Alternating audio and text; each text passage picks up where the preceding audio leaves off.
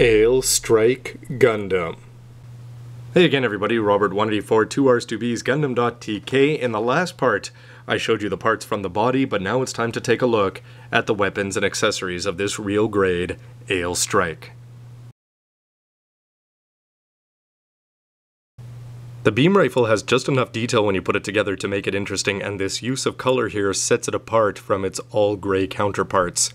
In terms of moving things, you're not going to have too much. You've just got this part down here, and this part is going to open up and stick into the hole in the palm of the extra manipulators and hopefully keep it in place fairly well. Then you're going to have one clear part up here, which they don't give you a sticker for, I believe, and so you can choose to paint that, just haven't done that yet. And when you put this part on here, overall, the effect is quite pleasing, I think. I do really like the beam sabers though, but there's something that really makes me not like them as much as the beam rifle. You're going to get 4 bases in total here, and when you notice that the big difference is that 2 of them come with these parts again to attach into the manipulators, and 2 of them don't. So these are the ones that are going to be on display in the Aile Strike backpack itself there, as you can see that they fit in there. The only thing that I wasn't too pleased about is that on the top they've got this extra piece, and they don't give you enough to put them on all 4, so you only put them on 2. So if you've got them on display here, then you're going to have to put them on there, but otherwise you're going to have to swap them off, pull out these 2, and then put them on here before you put in the beam sabers if you've got them in hand. Something that they could have just given you 2 extra parts and prevented that hassle. The knives that Kira used so effectively in the early episodes do come in 2 colors at least, so that's a bit of a bonus. The white's not great, so you could paint that up very easily in some sort of silver or metallic color to make it look better. And they fold up well like that, and as you've seen, they fit well into the waist pockets. The only small complaint I'd say about that is that when you open them up, there's nothing to prevent them from going almost 360 all the way around.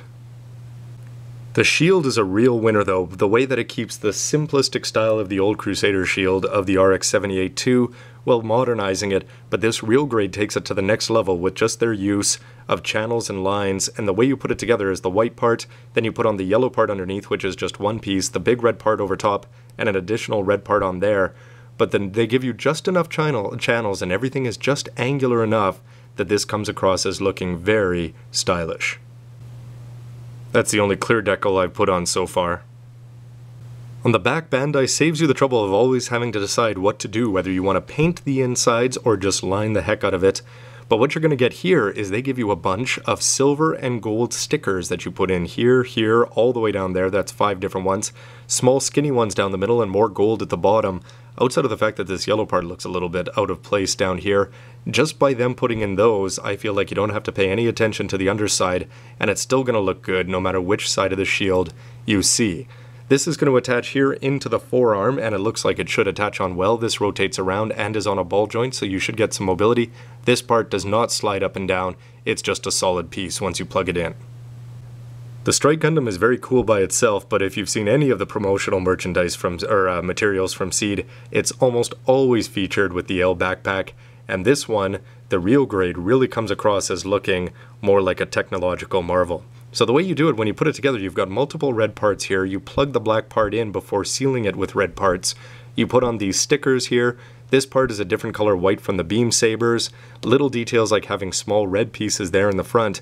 But the thing that impressed me the most is that on the sides here, you've got 4 yellow pieces. And these in the old days would have just been a big block that you would have had to get in there with your panel lining pen or do something like that.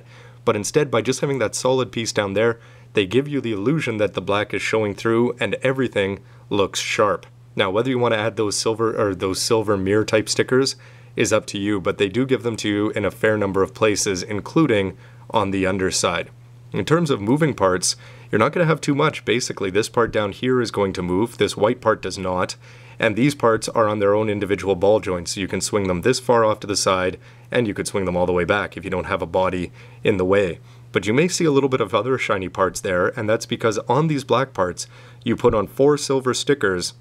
Now when they show through, everything just comes across as looking pretty sharp.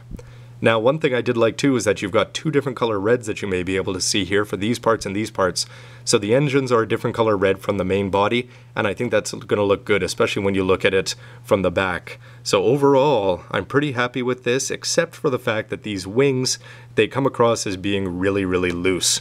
Now, I know you shouldn't really be handling an Aile Strike like this, especially with the added weight of a body, but they say in a few parts of the instructions that you're supposed to push them in, pull them out, and get them in the right place, but they just sort of come across as being loose, and I don't have much confidence in them staying in place, but that remains to be seen once this whole thing's put together. In the end, it's always fun to turn these into those and take a look at them to see just how much engineering and thought Bandai's put into these before you get the final result of the Gundam, where you end up focusing on the functionality and the form so much more. And so far I'm very pleased with everything I've seen. I like the way the frame sticks out, the 3 colors of white, the 2 colors of red work even better than I expected, and all the details, everything looking good so far. But of course, you're not going to display them on your shelf like this.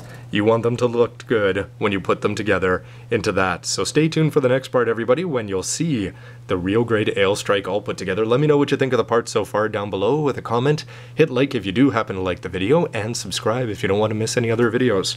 As always, everybody, Robert184, Gundam.tk, thanks for watching. Don't crack your masks. See ya. You know, I think you have more parts in your head than I do in my whole body.